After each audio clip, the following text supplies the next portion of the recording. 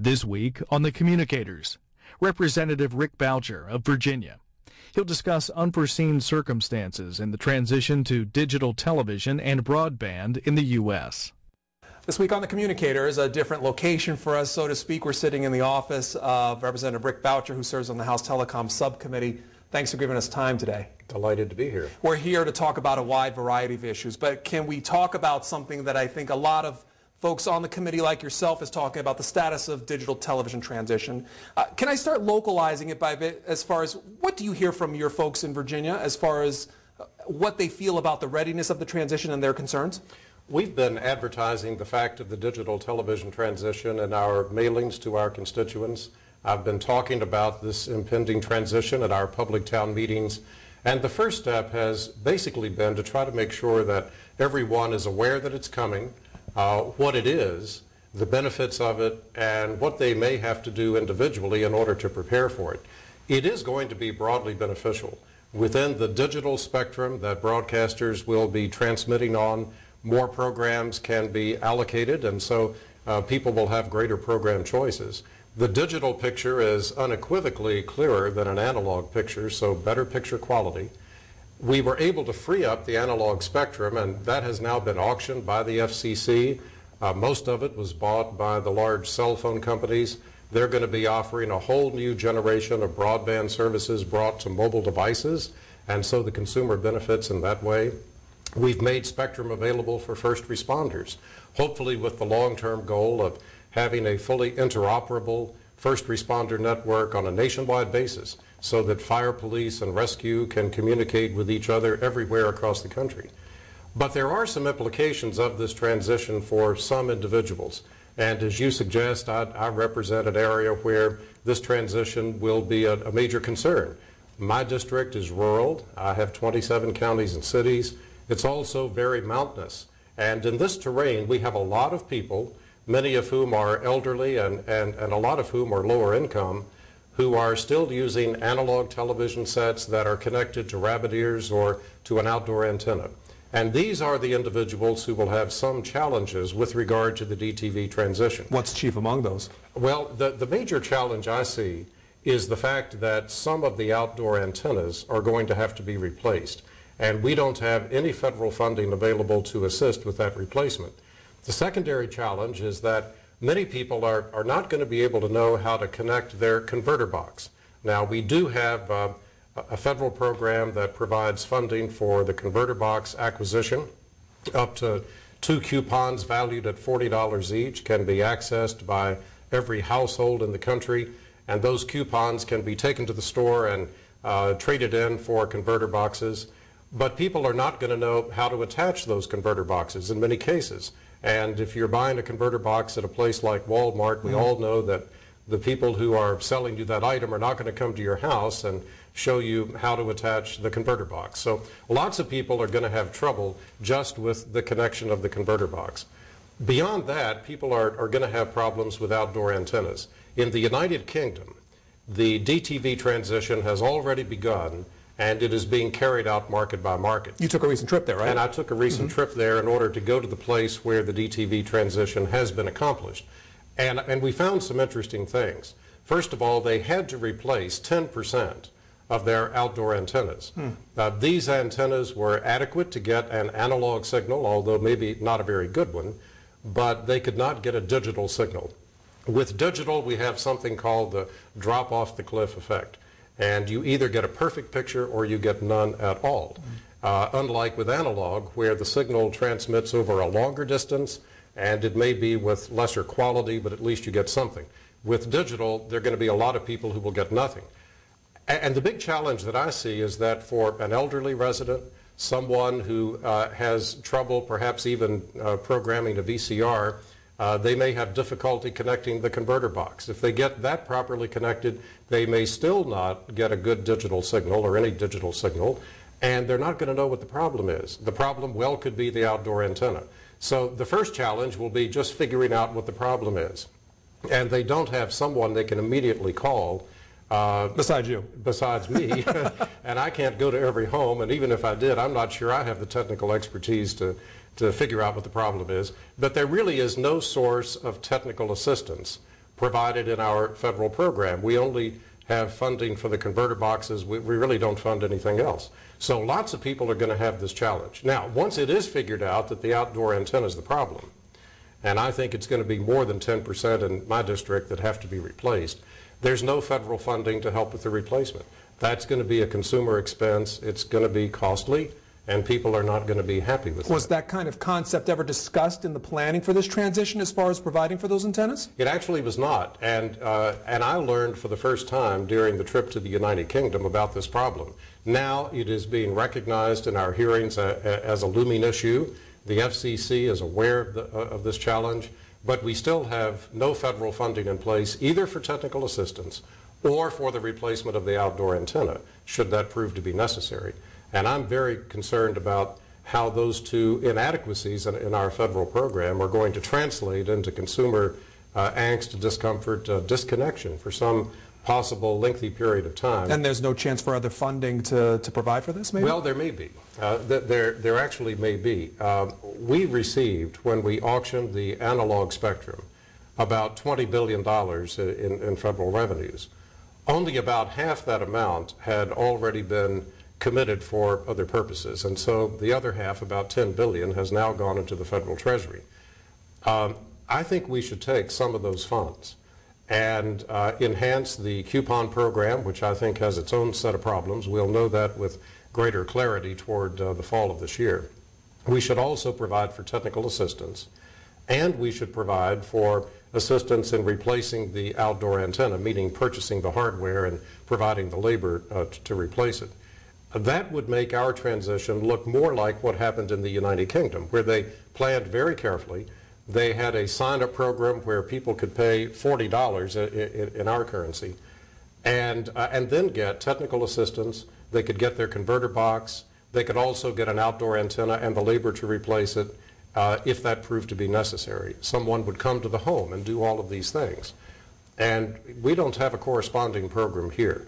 Our challenge is even greater than theirs, because what they chose to do in the United Kingdom was roll out their transition market by market over about a 2-year period, starting in the smaller markets, proceeding on to London in the year 2010. Here in the U.S., on February 17th of next year, we will transition the entire country on every channel. And I think there's going to be a substantial amount of consumer dislocation. I'm quite concerned about it. One rollout before that, so to speak, in Wilmington. So you're saying we should have done this maybe over a gradual period of time instead of a test trial and then the big day. Well, I think it might have been appropriate to have had several test markets. Now, Wilmington is a good place to do a test, but it has its limitations. Wilmington is on the coast. It is flat terrain. This is not a rural area where there are mountains that are going to cause interference problems. I think that we should have, as a part of assembling this transition, realize that we would have this set of challenges and had test markets in a variety of different places, including in some rural mountainous areas. Now, had we done that, I think we would have clearly understood what kinds of problems would arise. We could have accounted for those and corrected as we went. But we're at a stage now where the transition is fully committed for February of next year, and what we learned from Wilmington may be applicable for flat terrain. I don't think it's going to be very applicable for districts like mine. If, as a for instance, Wilmington, a series of problems pop up, does it in your mind foster a need to change the February date? I think we should not change the February date. Too many plans and commitments have been made around that date. What I think we should do is provide funding for what I think we will perceive very shortly to be obvious needs. And one of those obvious needs may be more funding for the converter box program. Another obvious need will be technical assistance. The third one is outdoor antennas. And if we had some kind of program like the UK program where people could say, okay, I will pay $40, but in exchange for that, I would expect to get the converter box, the technical assistance, as well as outdoor antenna replacement if need be, and other problems addressed should they arise. That would be a fair program. It expects buy-in by the TV owner, but the government would also provide some portion of that cost.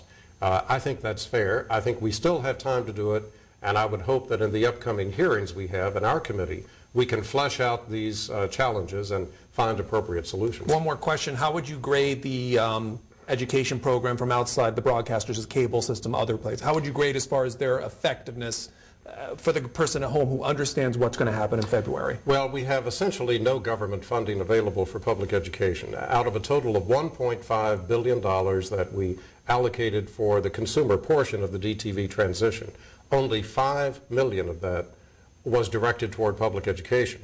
So we are depending on the private sector to do the public education. Now, to their credit, broadcasters, I think, are doing a good job. I've been watching on my local TV stations in Southwest Virginia, and the scrolls that are being shown even this early on in the TV programs clearly indicate that the transition is coming. They indicate that some steps may be taken, must be taken by consumers in some cases to prepare, and they give toll-free numbers that people can call. So that is an important thing. I think members of Congress have a role to play in this transition also by educating their consumers. We're trying to do that very aggressively. And we have a caucus formed, of which I'm one of the chairs and Greg Walden from Washington is the other, in which we're suggesting to members of Congress that they also take certain steps in their mailings and town meetings and other forums in order to remind their constituents that this transition is coming. As we said, the FCC is currently accepting comment period on the D block. Most of the people who watch the show understand what happened, but in your mind, could you tell me what happened with the D block and the folks at home, and why no one auctioned it, and what should be considered as the new auction process comes into play? Yes. The D block was 10 megahertz out of more than 60 megahertz of the total amount of megahertage surrendered by the broadcasters as a part of the DTV transition. This is the old analog spectrum that has now been auctioned. 10 megahertz of that was set up specially for a particular kind of auction.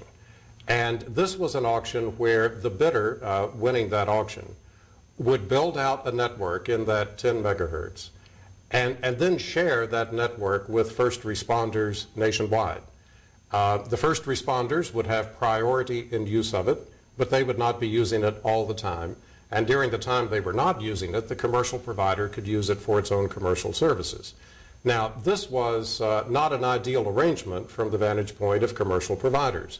They would spend billions of dollars buying the spectrum. They would then have to spend billions of dollars buying the equipment in order to transmit on that spectrum. And then they would only get limited and unpredictable usage of their own spectrum. And so what happened was that only one bidder submitted a bid. It was well below the price that the FCC had set as the minimum.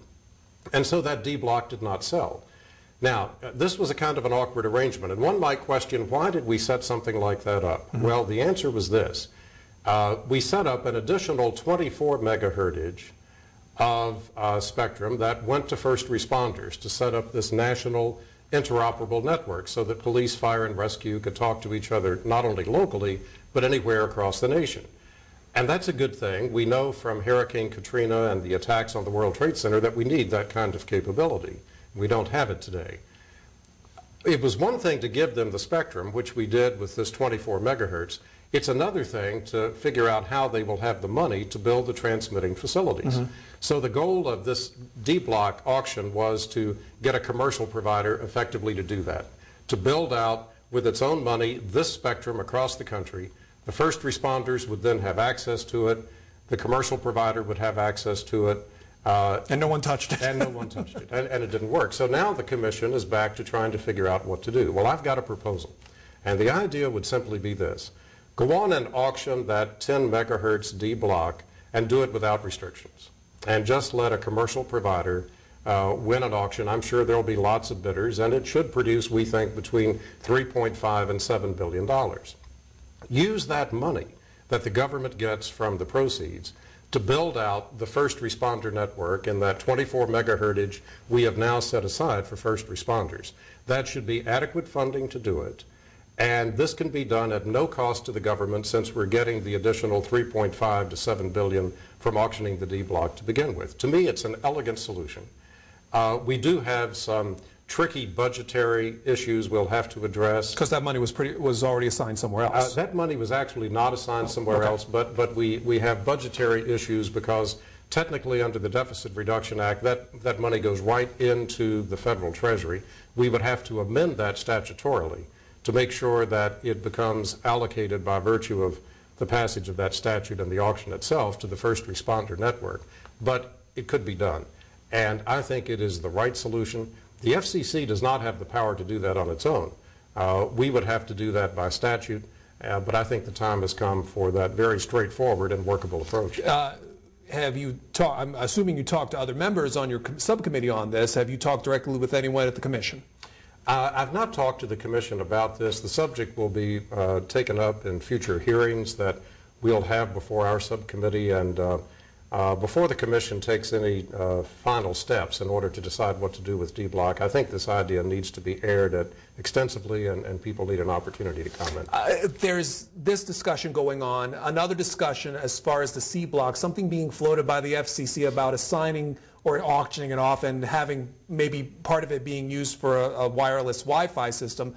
My bigger question is, what do you think about the idea of these auctions being put out but with the conditions being placed on it? Is that as a plan, does that prove some concerns only for people being hesitant to maybe trying to shoehorn something that with rules and restrictions put in? Well, it depends on how you do it. We've seen one example of it working. In part of the auction that just occurred, there was a requirement, largely advanced initially by Google, then adopted by the Commission as part of its auction rulemaking. And that requirement was that the winner of the auction allow any device to be attached by the user to that spectrum, so that if you subscribe to an AT&T or Verizon cellular service, you'd be able to buy any device you want from any vendor and use that device as a part of your subscription. Today, it's limited to whatever equipment the wireless companies sell themselves. And this would open up a whole new range of opportunity, having a true competitive market develop among all of the vendors of this equipment. They would add features. That kind of competition would spur a lot of consumer benefit. So the Commission adopted that proposal. That was part of the auction condition, and it didn't depress the price at all. As a matter of fact, the cell phone company said, okay, you know, it's probably time to do this anyway, and so we're fine. We'll go ahead and bid, and that auction brought a good price. And so it really depends on what kind of condition is being attached. The D-Block conditions were a step too far. We know that. Somewhere in the range of what worked on that portion of the auction and that didn't lies the balance that you have to strike when deciding to attach conditions. I know that you mentioned Google, and it was during that process where folks like Representative Upton, Representative Shimkus criticized Google for their part as far as the bidding is in order to get the open access portion kicked in. What was your, I guess, view about Google's whole effect in the whole process? I applauded Google for its role in this. I thought it was very positive for them to say this is an appropriate condition. I think the condition benefits the consumer. It has not disadvantaged the cell phone providers who still were willing to bid and who bought that spectrum. And so at the end of the day, that exercise was broadly beneficial from a public policy standpoint. And I would encourage the Commission to look for appropriate conditions on auctions of other spectrum where there is a realistic probability that those conditions are not going to dampen the auction price. It was shortly over that conversation, there was a columnist from the New York Times, Miguel Helft. He writes about technology issues, and he wrote this about Google, and I was interested in just getting your take on this. As far as a policy aspect, he writes that it's the combination of Google's economic power and its unbounded ambition that strikes fear in industry leaders in the world of technology and beyond in advertising, media, and telecommunications. In part, that is because Google wields more power more subtly and perhaps more effectively than other big companies ever have. Would you agree with that, or would you have concerns about that? They do wield power. There's no question about it. They have a huge market capitalization. They have the ability to invest dollars in a way to create change literally on their own if they choose to do it.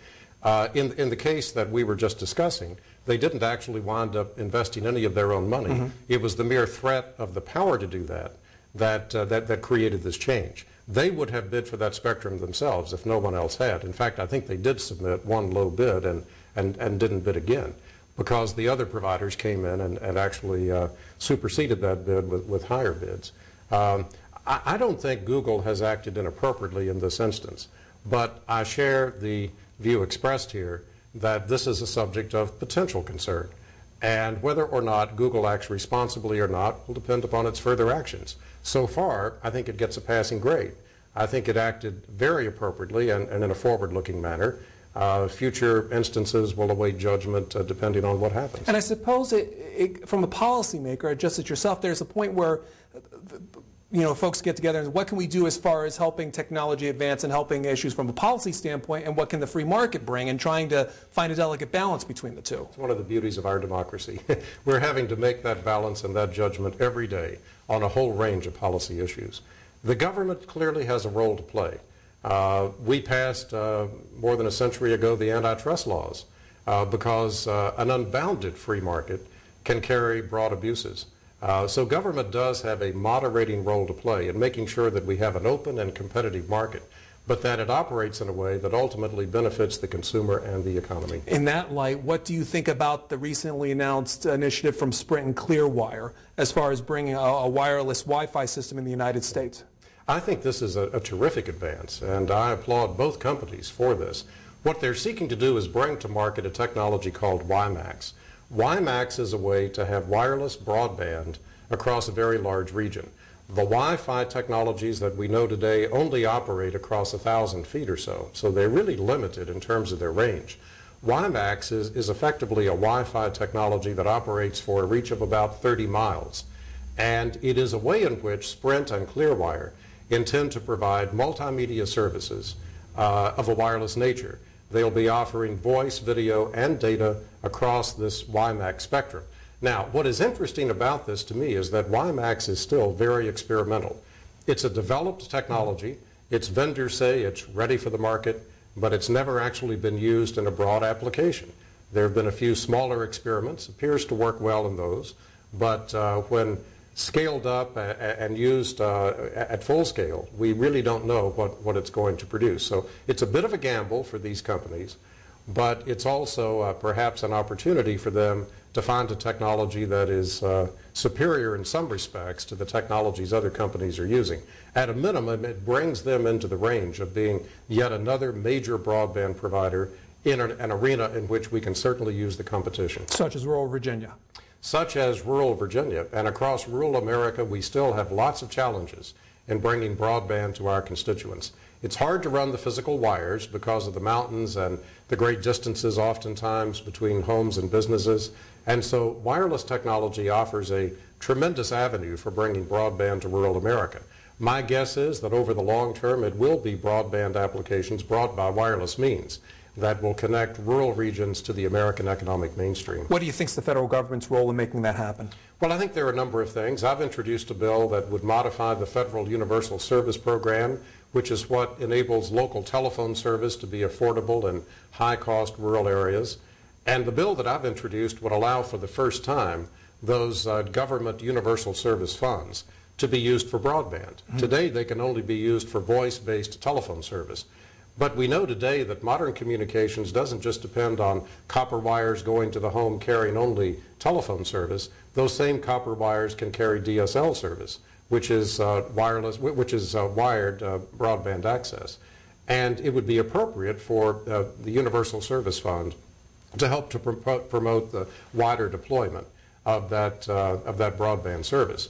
Now, in theory, a telephone company, if this bill passes, could even take its universal service funds and build a wireless service in order to offer the combination of voice, video, and data. And I think that would be an appropriate thing, and I'm very hopeful that our bill will pass in order to make that possible. On both sides, how's it being accepted as far as making that change to the Universal Service Fund? We're having lots of difficulty modifying the Universal Service Fund. The bill that I've introduced along with Congressman Lee Terry from Nebraska is comprehensive.